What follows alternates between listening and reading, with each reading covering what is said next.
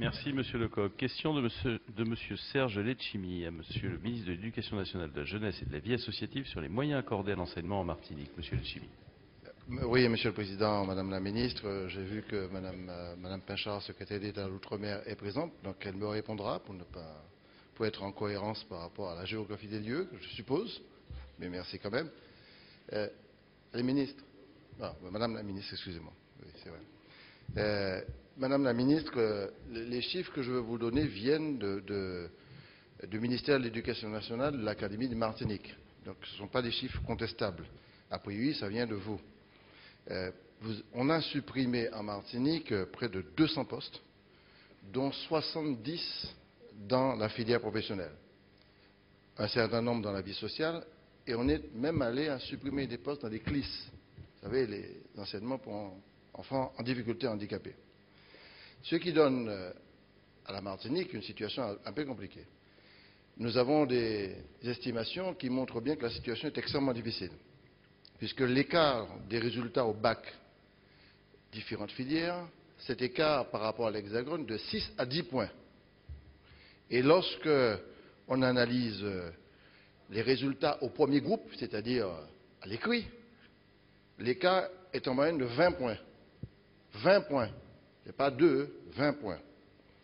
Et pire, Madame la Ministre, le décrochage scolaire est un fléau, puisque pour cette seule académie, nous avons près de 2600 jeunes qui sont en situation de décrochage, dont un grand nombre venant de la formation professionnelle et un grand nombre venant des terminales.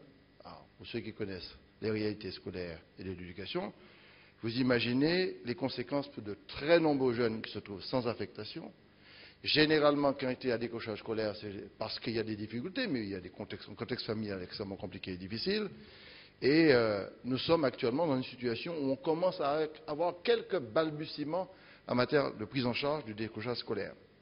Alors, Madame la Ministre, alors que les lycées professionnels accueillent les jeunes en situation difficile, donc des familles modestes, alors que l'élévation du niveau de qualification des jeunes s'impose, je rappelle que 60% des moins de 27 ans sont sans activité, et dans ces 60%, près de 70% n'ont pas de diplôme, n'ont pas de qualification. Alors que les demandes de vœux vers les CAP et les bacs pro sont aujourd'hui sans réponse, il y a environ près de 500 jeunes qui étaient à un moment donné en situation de difficulté d'accès à ces formations.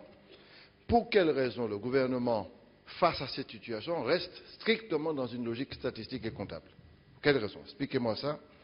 Et deuxièmement, au cours des années qui viennent, bien entendu, nous sommes face, contrairement à la Guyane, à une situation de démographie difficile, puisque le taux de fécondité est en train de diminuer. Pour quelles raisons aujourd'hui on ne tient pas compte des situations d'échec scolaire potentiels qui se trouvent dans ces départements pour revisiter à la fois les cartes scolaires et surtout revisiter les possibilités de donner de nouvelles chances à cette jeunesse et à cette population? La parole est à Madame la Ministre auprès du ministre de l'Intérieur, de l'Outre-mer, des collectivités territoriales et de l'immigration chargée de l'Outre-mer, Madame Panchard. Merci, Monsieur le Président. Mesdames et Messieurs les députés, Monsieur le député Serge Letchimy, je voudrais d'abord excuser Luc Châtel qui ne peut être présent aujourd'hui, mais les questions que vous soulevez, je les connais et il a eu l'occasion d'échanger avec moi puisqu'effectivement j'ai les chiffres qui me permettent aujourd'hui de vous apporter la réponse que j'espère va vous satisfaire. Dans le contexte contraint que nous connaissons, Monsieur le député, nous ne pouvons plus faire l'économie d'une gestion méticuleuse des dépenses publiques, parce que nous ne pouvons risquer de compromettre durablement l'avenir de nos économies et de nos enfants. Il faut, je crois, ne plus s'enfermer dans cette obsession des moyens, car la ressource, elle est là. La dépense d'éducation a augmenté par élève de 80% en 30 ans et il y a aujourd'hui 34 000 professeurs de plus et 500 000 élèves de moins qu'en 1990. C'est une réalité.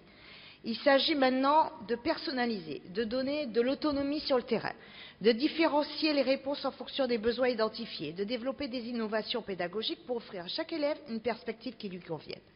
Il a été tenu compte partout des particularismes académiques et des spécificités de chaque territoire, notamment en Outre-mer. S'agissant plus particulièrement de l'Académie de la Martinique qui vous intéresse, je voudrais vous indiquer, monsieur le député, que le nombre d'emplois non renouvelés à la rentrée 2012 s'élèvera à 195 postes, soit 97 dans le premier degré et 98 dans le second degré. Je rappelle que l'Académie connaît une évolution démographique à la baisse depuis 10 ans. Pour la rentrée 2012, le premier degré, une prévision de moins de 959 élèves et pour le second degré, moins de 1160 élèves. Dans ce contexte, il est tout à fait normal que des ajustements soient réalisés. Ces ajustements raisonnés des moyens aient conduit en Martinique sans dégradation de la qualité des services rendus aux élèves et je tiens aussi à préciser que ces mesures n'augmenteront pas le nombre d'élèves par classe.